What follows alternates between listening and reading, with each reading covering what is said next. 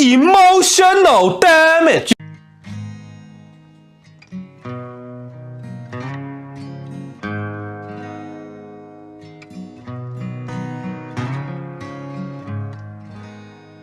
I heard. Hello everyone, welcome back to the Real Screen Team. I'm Andrew Thomas. I'm here with fellow Wolverine, Christopher Johnson. Hello everyone. And now we're to the best and saddest Wolverine movie. Yes, I mean, you all saw the cold opening. You already know what this is, and what this is all about. Yeah. Oh, good And Lord. if you haven't done it, watch the movie, then come back to watch us. Oh yes. Get into the emotional damage first, so then you'll fully understand why we are in this mood. Yeah. I mean, fantastic film, don't get me wrong. You're gonna see just through our ratings by the end. But, Yeah. oh yeah. This ain't for the faint of heart. So, want to go through the overview? Okay. Logan is a 2017 superhero film based on the Marvel Comics character Wolverine. The film is the 10th film in the X-Men film series and the third and final installment in the Wolverine trilogy, following X-Men Origins Wolverine and The Wolverine. The film was produced by 20th Century Fox, Marvel Entertainment, Kinberg Genre, Hutch Parker Productions, The Donner's Company, and TSG Entertainment, and distributed by 20th Century Fox. The film was directed by James Mangold from a screenplay written by Scott Frank, James Mangold, and Michael Green, based on a story written by Mangold. James Mangold's story would take inspiration from the Old Man Logan comics storyline by Mark Millar and Steve McNiven.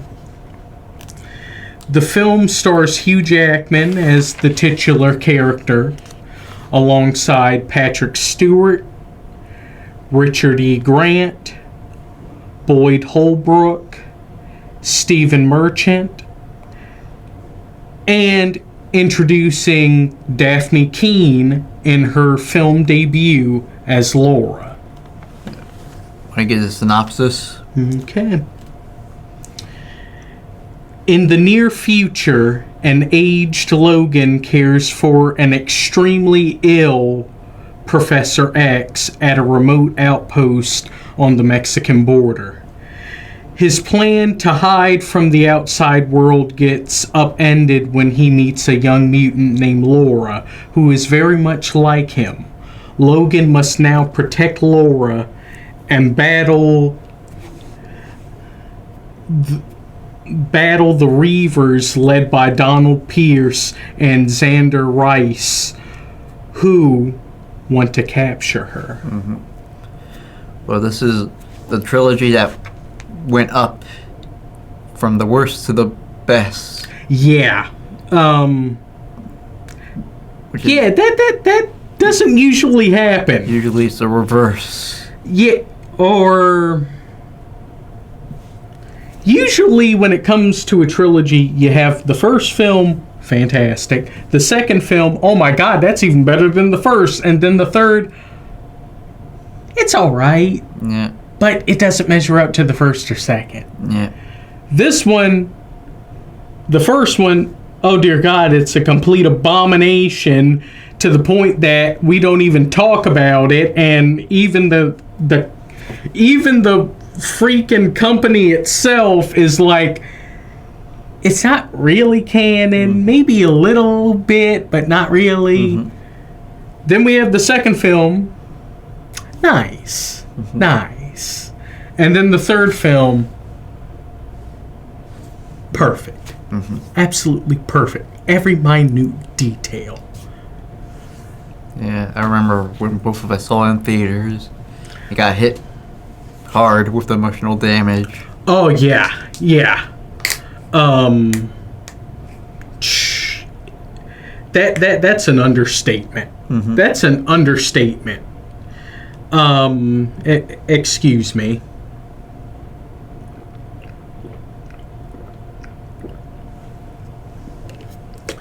Yeah, the emotional damage was...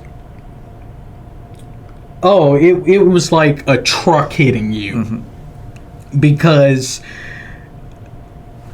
this film is in an even farther distant future mm-hmm. than what we knew with Days of Future Past. Mm-hmm. Which, no, Mangold, this is not what happened after Days of Future Past. No. We're not going to let you take that away from us. That is its own timeline. Leave them alone.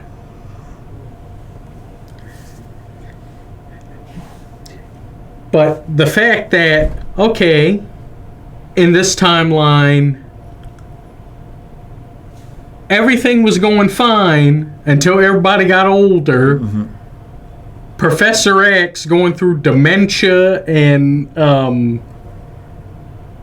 just, I guess, a host of other illnesses is now going through freaking seizures that is causing him to essentially freeze people in place, but they realize they're frozen in place and they're suffocating. And yeah, the first time that happened, they couldn't stop him. Mm-hmm. He killed most of the X-Men team. Mm-hmm. Apparently there are still a few still alive, but a good chunk of them died. Some people are still wondering who survived. I think a lot of people think Storm is one of them that did survive. Yeah. But yeah, most of the characters that we all know and love, that we all were just crushed to know died in Days of Future Past, and then we're happy, oh, they're all alive, dead again. Mm-hmm. We just can't have we can't have wins, can we? No.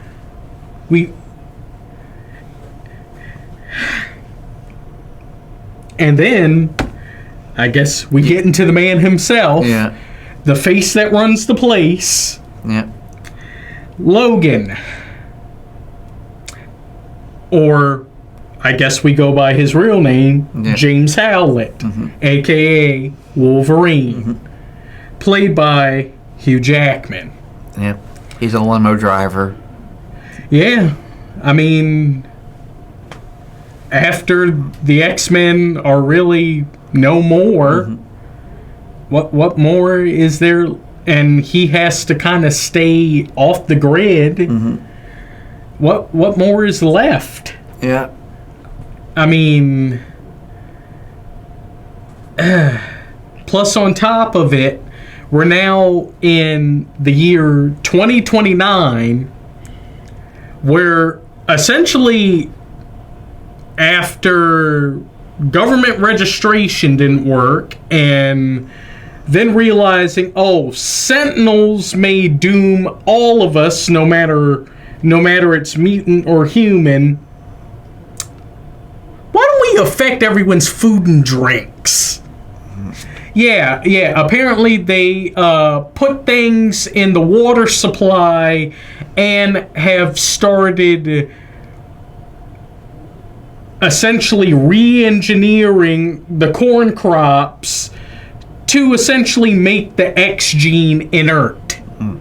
They're essentially turning off the X gene through our water and through anything that has corn syrup. That is evil and plausible. Yeah. That's the messed up thing about it. That's fact. That's not science fiction. That's science fact.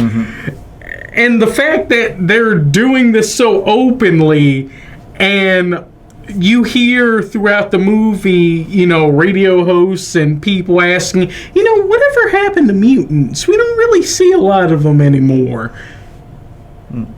There's a reason for that. It's what you're drinking. It's what you're drinking. It's what you're eating. They planned this. They planned this.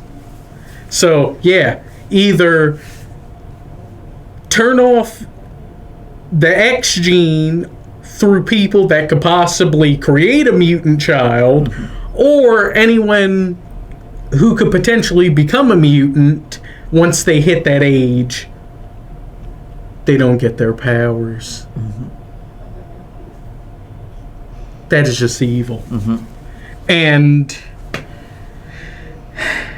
I think in some ways it is affecting Wolverine. I mean, you still got to eat. Plus, on top of it, he's much older. And now a lot of the things that he has been through is finally catching up to him physically. The whole process of giving him the adamantium in his whole skeletal system is poisoning him. And he's not what he once was. His healing factor is barely there.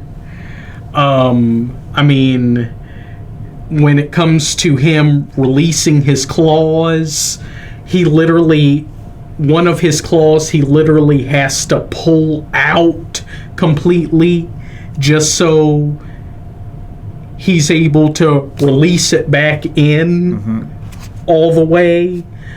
I mean, he's got scars all over his body. He is just... He's broken. He's broken.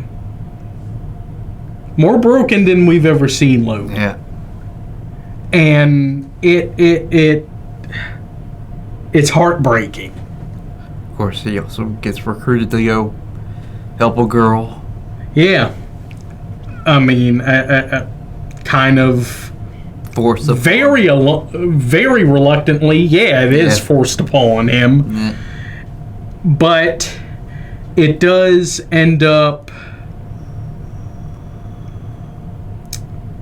It does end up being a very important thing, and it's able to give him the opportunity to go out on his own terms. Yeah. If this is the end, at least he's doing it on his own terms, and he's doing it like I think he always wanted to. Yeah. In one final fight, like an X-Men. Of course, he contemplated unalive himself with the bullet that made him lose his memory. Yeah, because, I mean, now that he is weakened, oh yeah, that thing's gonna kill him. Yeah. There's no coming back. And that ends up being a MacGuffin against another superpowered being. Yeah, because this ain't the only Logan. Yeah, this ain't the only character Hugh Jackman plays, I guess. Did we go into it? Yeah, it's been a couple of years, so yeah, some people should know. I mean. Yeah, we're reaching nearly 10 years now. Yeah. I guess after the whole after the experiment we don't talk about because I guess it didn't exist. Yeah. And the experiment that created Laura and a bunch of other kids, we'll get into that. They decided, well, why don't we just cut the middleman out? What we did with Wolverine actually was a success.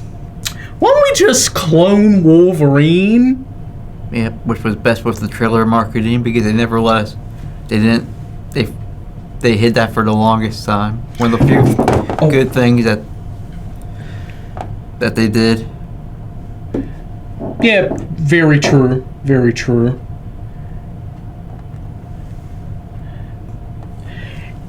Yeah, did they ever even allude to the idea of him going up against a clone? No, not in the trailers, nor the TV spots. Dang. Mainly that was hid very well, because the moment you realize it,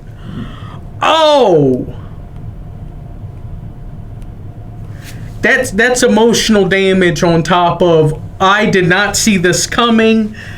That is actually a really good twist. Mm-hmm. And oh my god, our government has gone too far. Yeah. Because we are introduced to X-24. Mm-hmm. Essentially a Wolverine in his prime that is just a mindless killing machine. Mm-hmm. He doesn't talk. He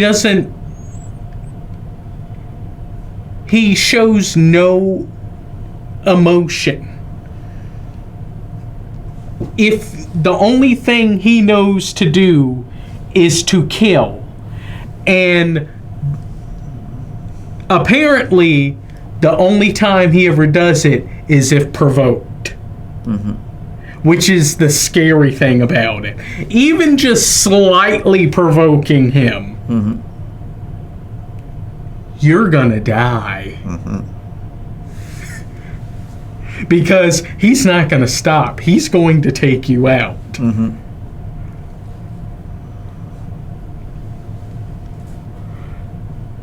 The only thing he really cared about was his creator. Yeah. He at least showed, I guess, at least like some sort of protectiveness. Yeah. For Xander Rice. Mm-hmm. I think that was due to the genetic programming. Yeah. You know, kind of as a failsafe. Yeah. But yeah, they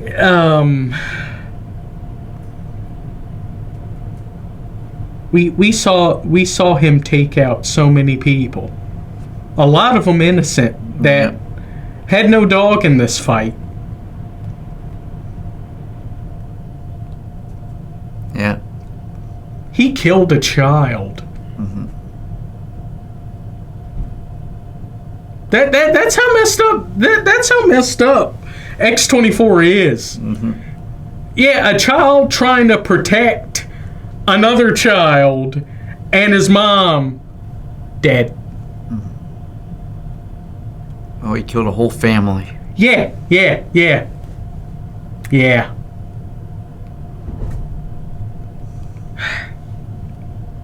And he ends up getting the bullet that was meant for Wolverine. Yeah. At the end. Dear God, how strong was that gun?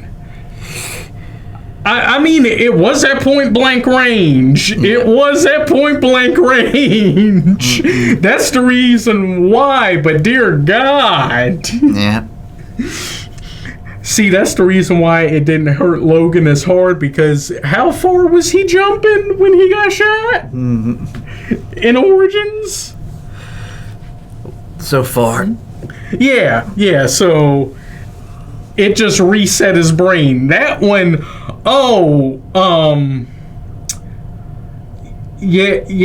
that took part of X-24's skull off. Yeah.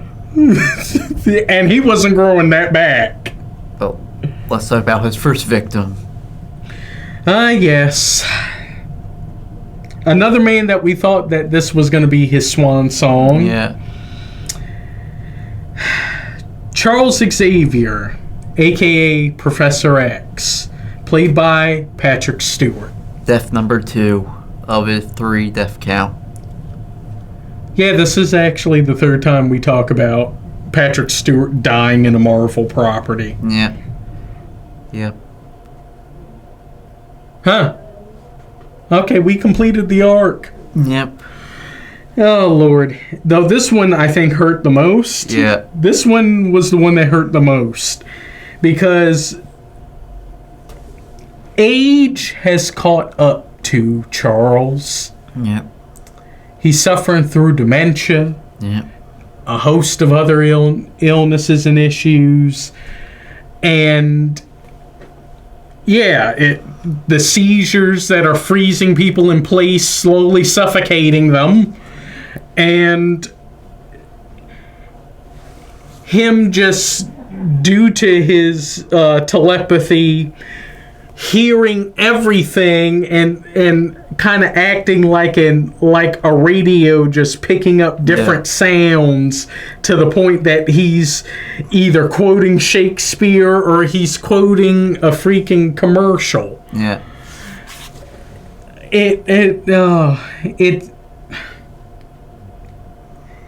It's hilarious and sad at the same time. Yeah. He's the one who persuades Logan to go take care of the new kid. Because he sensed her. Yeah, he knows that she's special. Two,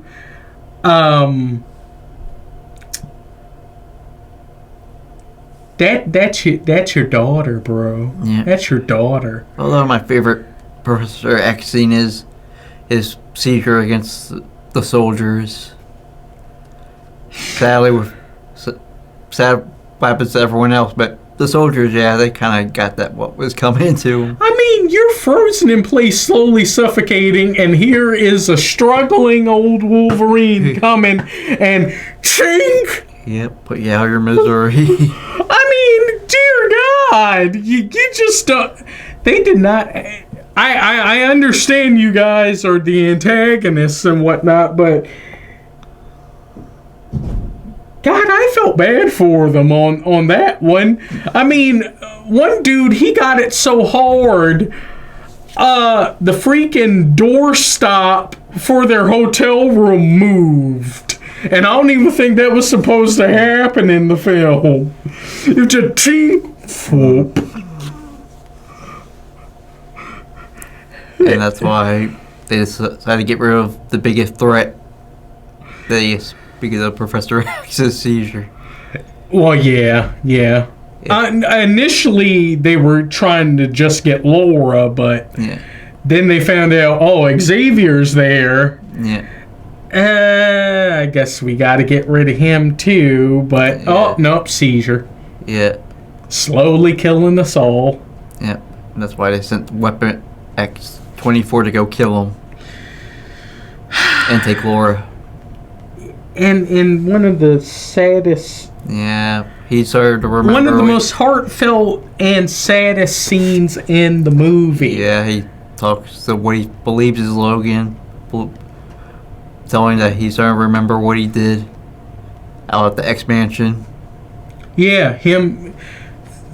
due to his dementia, for the longest time, he didn't fully remember how he caused, most of the team to die. Yeah. And at that point, I think he was kind of remembering it again. Yeah. And, him going through that sorrow and apologizing for that. Yeah. And at the same time, acknowledging how much his relationship with Logan has affected him for the better. Yeah. Chink!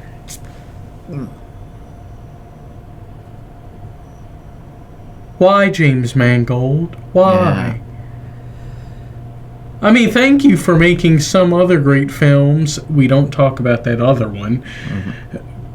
That's still a blemish on your record. Thank the Lord you're making another film right now that is going to save your career. Mm-hmm. But you didn't have to hurt us like this. Mm-hmm. You didn't have to take Charles out like that.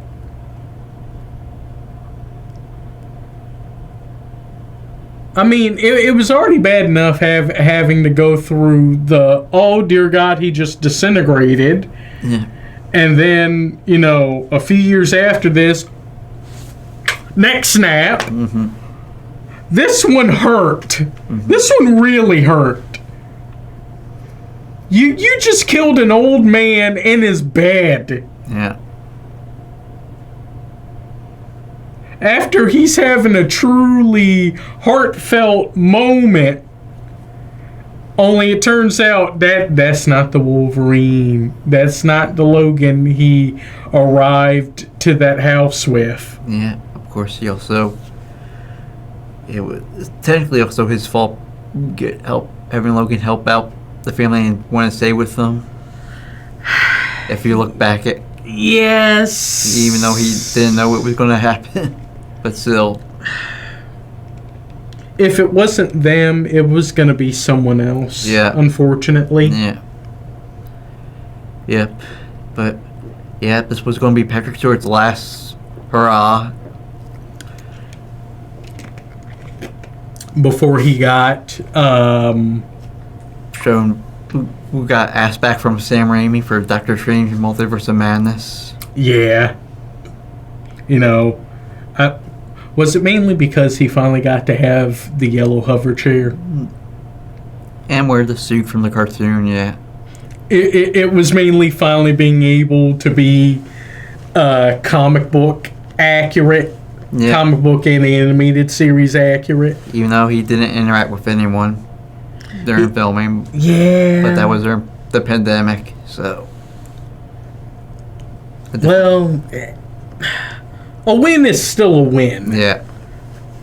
And plus, I have a feeling we're probably going to see him wear that all again. Yep, as another variant. Yeah, because, I mean, we're going to see another X-Men film. Yeah. Yeah. But let's talk about the new kid. Yeah, and in her film debut. Yeah. Huh. Who would have thought things would turn out? Mm-hmm. Well, for the most part. Yeah. I guess we don't talk about what recently happened. Yeah, I think she should just move on from that. Yeah, it's for the best. Plus now she's in the MCU now. Yeah. At least she's in one Disney property that's doing well. Yeah. Again. Yeah. Yep. Laura Kinney, a.k.a. X-23. Played by Daphne Keane. Yeah.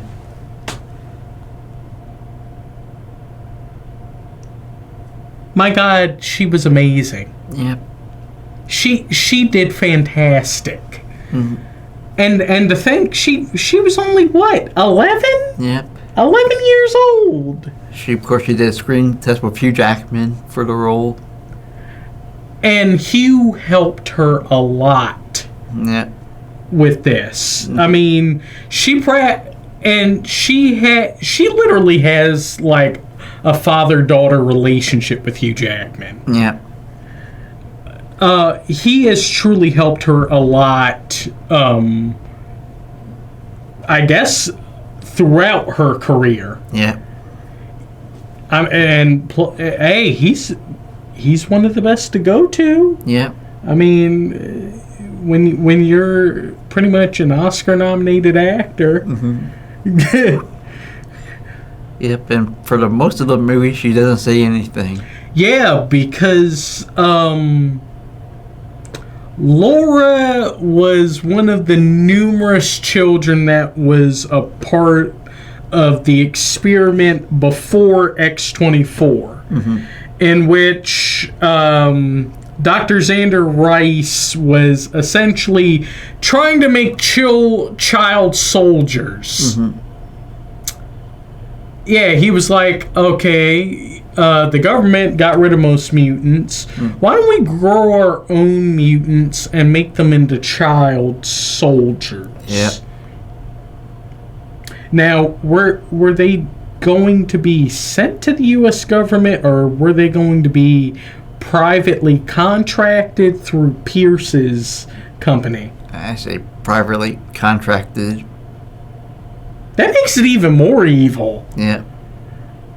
So, oh, God. Yeah. Until we figured out that it wasn't working, so we planned on killing them all. Yeah, because they're still children. Yeah. No matter the fact that you essentially took the DNA of various mutants, impregnated young Mexican women, as you're doing this on the border of Mexico, and having these children, they are still children. They're still young and innocent. They still, they're not mindless drones like X-24. They still have emotion, and that's one of the things Dr. Rice is like, oh yeah, we can't breed, we can't create the anger and rage through breeding, it's through the cloning. Yeah. So, and plus on top of it, you're not properly caring for the kids. The nurses are trying to treat them like actual humans, but oh no, Pierce and Dr. Rice and them, God forbid if you let, children be children. So some of the kids are being suicidal, and then the others, Dr. Rice is like, oh yeah, this was a failure. Eliminate them. Of course. What the heck, man? Yeah. Of course, she escapes with the doctor with one of the doctors, and she decides to go. One of the nurses. And they decide to go look for somewhere in North Dakota because of a comic of the X-Men, which exists. Yeah, as Eden is essentially right across the border between North Dakota and Canada. Yeah. Of course, when Laura first speaks, she mainly speaks Spanish for the first. Well, yeah, I mean, she was born in Mexico. Yeah. She does get a little bit more English later on in the film. Yeah, because they do acknowledge that due to her age, essentially being cooped up in, that would you call it? It was an asylum, pretty much. She essentially kind of has like the brain of a child, roughly 4 to 7 years old. Yeah. So yeah, she's prone to have tantrums. She's prone to, Although my favorite part was her killing all Pierce's soldiers, guards. Oh yeah. And during the first reveal of what she could do, which Pierce already knew about. She strolled out the outpost after finishing her cereal with one of Pierce's soldiers' head, and dropped it right at Pierce's. Essentially bowling balled it to Pierce.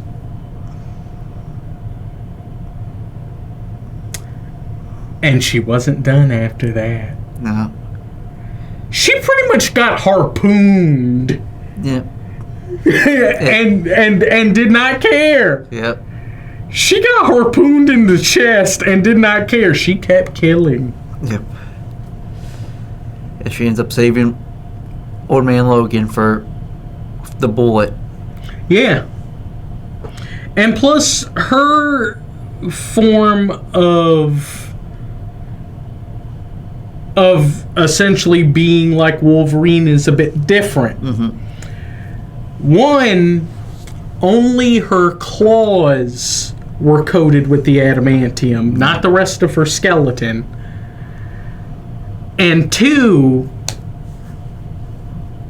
her hands only have 2 claws, but her third claw are in both of her feet. So she kind of has more of like the female protective type of ability compared to Wolverine. And she gets to form relationships with both Charles and Wolverine prior to their deaths. If you haven't seen the movie, they both die. Yeah. She's there with Wolverine's final moments. Which,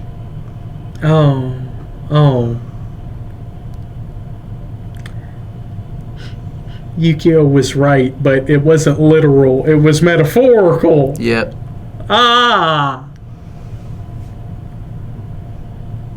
He died holding his heart.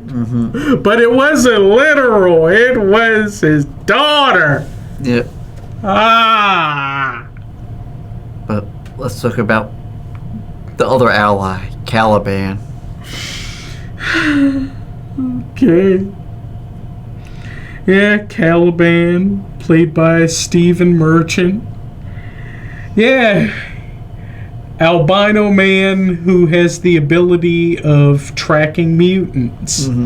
I mean, to the point that he can literally, like, smell them. Yeah. You know, it's not just sensing, no, he can, like, literally hear and smell them. Or see them in the great distance. Yeah. Of course, he gets tortured a lot. Yeah. Because initially, he's the main caretaker for Professor X. Yep. But then when Pierce finds out about the outpost, he captures Caliban and essentially tortures him to continue tracking down Logan, Laura, and Charles. Yeah, you're gonna torture a freaking albino man by essentially shining sunlight on him, burning him. Of course, he also does heroic sacrifice. Yeah. At the end. Yeah, he blew himself up. And took a couple of the soldiers with him. Yeah. I mean, he almost took Pierce out, but Pierce survived. But let's talk about Pierce himself. Yeah. They mentioned him in the X-Men intro a long time ago. I know, right? But yet, we never saw him. Did we ever see him in the original? No. Are we ever going to see him in X-Men 97? Don't know. He's still one of the characters we really need to see. Yeah. Yep. Donald Pierce, played by Boyd Holbrook. A round of applause for Boyd Holbrook. This man did fantastic, playing just such an absolute bastard of an individual. Donald Pierce is up there as in the hierarchy of just absolute monsters in the X-Men franchise. I think the only other guys that equal or surpass him as far as just how utterly despicable you can be are like Trask and Mr. Sinister. Yeah. And ironically, he was a big fan of Wolverine. I know. But I do love the fact that they still kept Pierce having his his robotic hand, and the fact that, you know, he still has like his own company. Yeah. Because originally he was a part of the Hellfire Club. Yeah. If you've seen the animated series in the Dark Phoenix 4-parter, he's there. AKA called the Inner Circle because they couldn't say Hellfire Club. It's cartoon. So what, they had Sebastian, Pierce, Emma. Yep, I forgot. Did they have Azazel? No. Oh. But he's an important member. I'm trying to remember who else. I know they had Jason. Oh. Yeah, Jason was one manipulating Dark Phoenix, so yeah. Really? Not Emma? She helped a bit, but mainly it was him. Oh, so he wasn't lobotomized? He was just more Machiavellian, just like Sebastian? Yeah. I like that. I like that. Yeah. I like that. Yeah. Strikers. Absolute monsters. Yeah. There was no saving him. Yeah. But, oh, good Lord, Pierce. It's weird as far as he has this type of charisma that you want to like him, but at the same time, that charisma makes you feel very icky and you feel disgusted by him. Yeah. That Boyd Holbrook really played this part. Yeah. Now, the one thing I did find weird is why did he decide to go Southern with the way with Pierce's accent? Because Pierce is from Philly. Yeah. What he didn't want I guess Mangold didn't want Pierce to start calling people Joan. Yeah. I mean, I would have been okay if he had sounded a bit more like if he was from Philly or Pennsylvania. Yeah. But I guess for this interpretation, the Southern accent did work. Although I do laugh every time he gets put down, first by Laura and then by Professor X with the seizures. There, and then the Caliban about to explode. Oh, no. The greatest moment is when all the kids get their opportunity. Yeah. Oh. And he survives longer than his boss. Yeah, because, Rice, he got out. He got... His was, I think, at least a little bit merciful. Yeah. You know, it was quick. And it also came out of nowhere. Yeah, while Pierce, he suffered. Yeah. He was getting tortured by all of those kids using their powers on him, and then has a whole freaking truck land on him. Mm-hmm.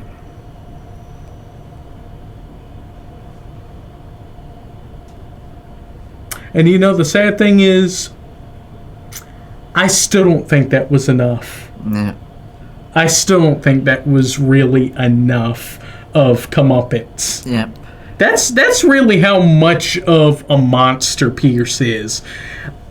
Remember, Donald Pierce in the comics is the man who crucified Wolverine in the Australian outback. Yeah, that iconic comic. That iconic cover of Wolverine crucified on a giant X. Donald Pierce and the Reavers did that. Yeah. Monster. But let's talk about his boss. Yeah. Welcome back, Richard E. Grant. Well, actually, this is his introduction. Yeah. But yes, overall, welcome back.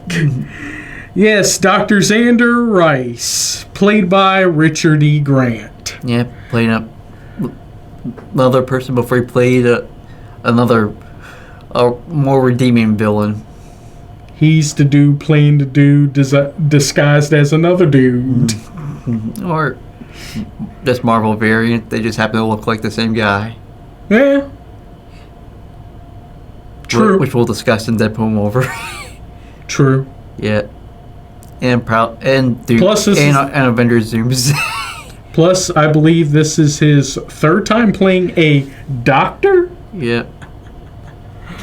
I still don't fully believe him being canonically a doctor. He was also a doctor in this Bram Stoker Dracula movie. This is just part of this man's identity, huh? Yeah. Yeah. Just being a doctor, either for good or evil, huh? Yeah. But, yeah.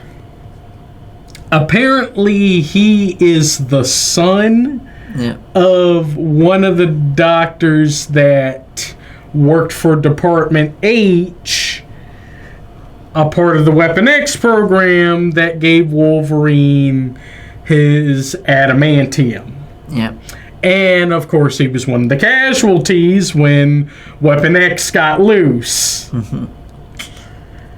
Because that didn't count. Because X-Men Origins Wolverine doesn't count, so... I guess it was Apocalypse. Yeah. I guess it happened in Apocalypse, or... Yeah, I don't know.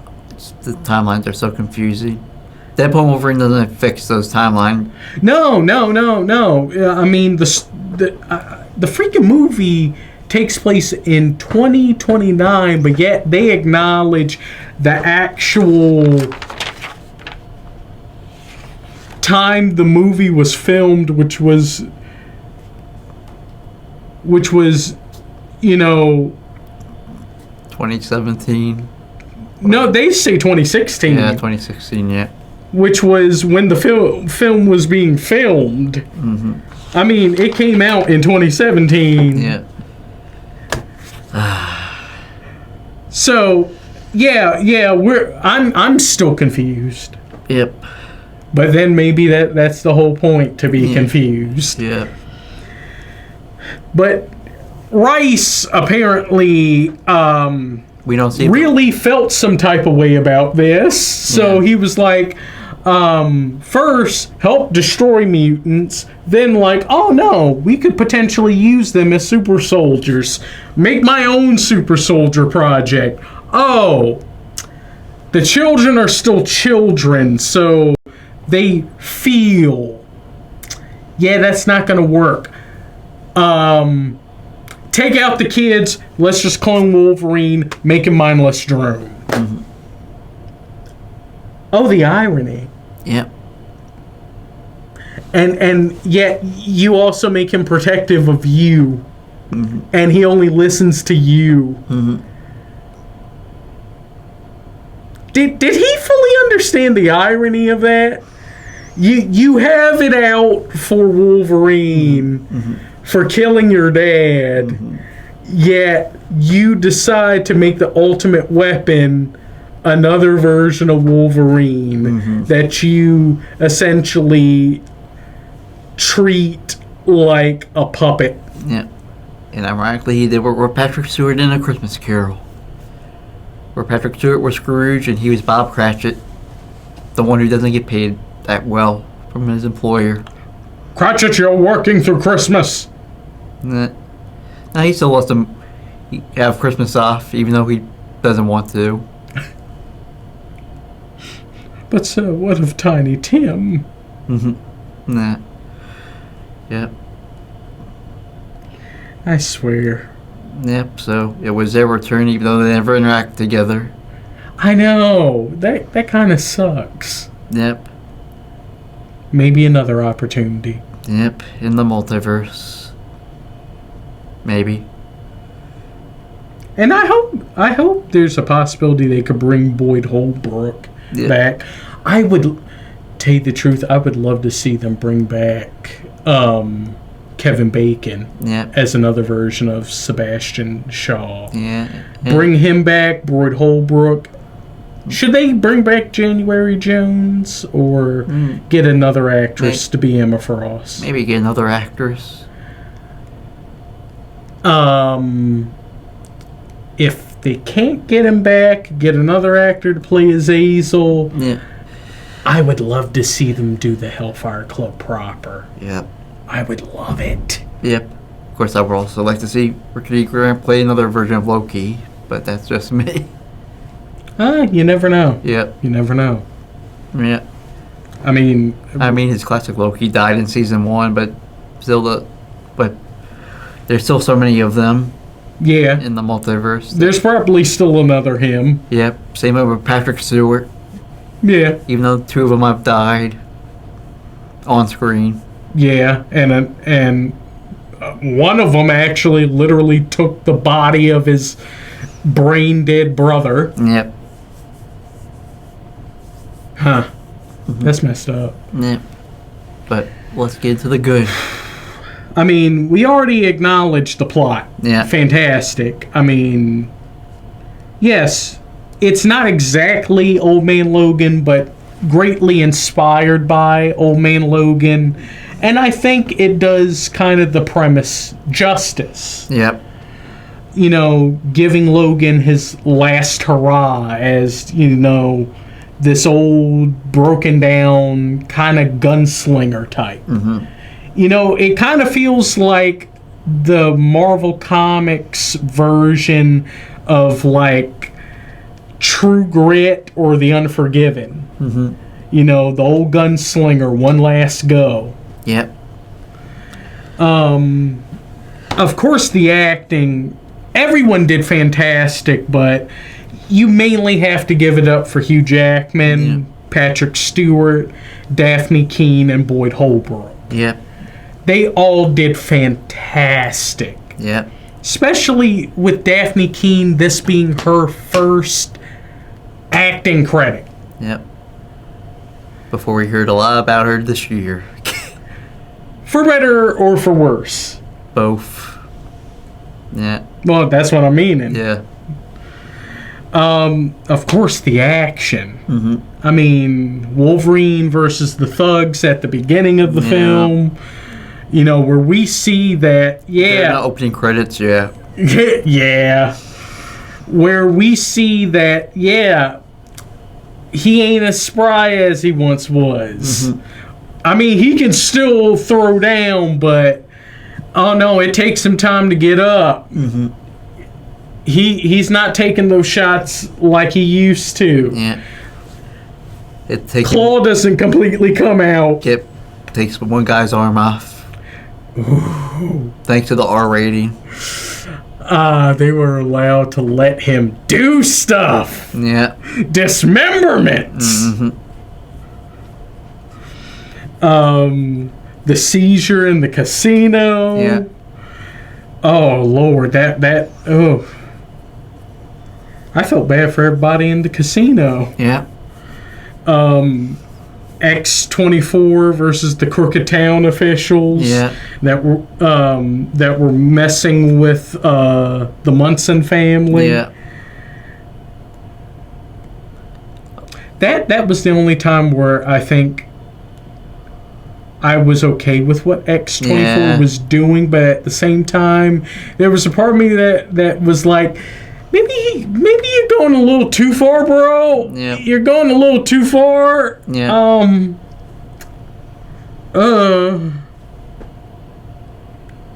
Then Wolverine versus the Reavers during, you know, when he gets that healing boost and shing, shing. Yeah. And apparently to get that sound, they legit had Hugh Jackman running on a treadmill and had him, you know, voice his running to get that tired. And then dubbed it over. I mean, ooh. Like I said, that Xavier's thing with the casino. And then Laura versus the Reavers at the outpost and also during the climax. Yep. Well, technically, all the kids against the Reavers. Oh, yeah. Although Laura's the only one who doesn't get captured, so she comes out helping Logan with the rescue. Yeah. and it was glorious. All of it was glorious. Yeah. Of course, the late three cameos. Yes. Yep. Eric. Just let your soul glow. Eric LaSalle as Will Munson. Yeah. I guess using all that soul glow didn't do too well for his hair, huh? Oh, here you go. But now he's just living as a humble farmer. Yeah. He's now in the superhero gig along with his sort of former ER co-star with George Clooney. Well, at least he got a better movie out of it compared to Clooney, where Clooney. Although I don't really hate the Flash. 0 and 2. Although I don't really hate the Flash all that movie. It had some good parts. Yes, it does, but just the Ezra Miller in it just ruins it for me. And it wasn't his fault for the second one, so okay. Yeah, true. He was just asked to go do a cameo because the timeline they were going to use wasn't going to happen anyway. Everybody just ruined it. Yeah. We got Elise Neal playing Catherine Munson. Yep. Of course, they both die. Yeah. Of course, Eric LaSalle actually does some badass stuff against the X-24 and the people. Yeah, and it's heartbreaking, that moment where he also, as he's dying, holding his shotgun at Logan. Yeah. As he sees both of them as monsters. Yeah. Because it's like, because of you, my family's dead. Yeah. You're both monsters. Yeah. Oh, I'm dead. Yeah. I wouldn't mind seeing Eric LaSalle come back for something else. Yep. As a different character, yeah. Of course, Elizabeth Rodriguez is Gabriella. Of course, she's gonna be back. She comes back in the New Mutants for some playing Gabriella, but yet we saw her die in this. But yet, doesn't the New Mutants take place years after this? Yeah. But yet, we saw her die at the Mexican border. But yet, what? Yeah. Explain yourself. And not quite sure how they killed her. She just ends up having like bruises, and then all of a sudden she just ends up dead. She probably was already wounded. Yeah. And she probably succumbed to her wounds. Yeah. Either that or they found her. Yeah. And they took her out. Yeah. But of course, she's the one who gets Wolverine into his final mission. Which some people did point at, how did she do the editing for that video to let Wolverine know about everything that was happening? I add that to her what count? Yeah. I mean, the editing was fantastic. I mean, that was your caliber of editing. How did she do that on a cell phone, or put that on a cell phone? I don't think that's even possible. You have to use it on some sort of laptop or computer. Well, this is 2029, so you never know. Yeah. You never know. We probably by that time we will have reached something like that. Yep. And of course we got to acknowledge at least one of the kids. Yeah. Jason Janile as Julio Richter. He looked like a young Anthony Ramos. I know, which was kind of cool. Yeah, I thought it was Anthony Ramos when we first rewatched it, I'm like, Anthony Ramos? You're too young. Yeah. But yeah, he's playing Julio Richter. Very recurring member of the X-Men, and actually was canonically the first, not just gay X-Men, but arguably the first gay Marvel Comics character. At least they didn't retcon his sexuality like they've done with other characters. Give Bobby Drake his wife back. Please. Can we at least have that back? Unless you guys want to continue losing money. Yeah. If you guys enjoy losing money, you can not listen to us. And plus, the only reason why they did that was because the writer wanted to have some self-insert. Yeah. And they made Bobby a jerk because apparently the writer's a jerk. Well, that's pretty much what it feels like with every character that they've retconned their sexuality. Look, I don't mind if it's part of the original character, but if it's a retcon, then I just won't read the book. I mean, the only character that I'm like semi-okay with it, because they alluded to it for such a long time, was Tim Drake. They alluded to it for a long time. A long time. Yeah, well, he's basically become Bobby Drake in DC. Unfortunately. He's lost all of his intelligence and stuff to go whine about his relationship with his ex-girlfriend. What, whining to Stephanie? Yeah. While she's having her own... Yeah. Lord have mercy. Can we have competent writers again? Yeah. Can we? Yeah. But we're losing... yes.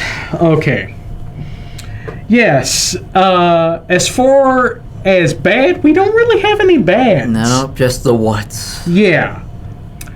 How many X-Men are left?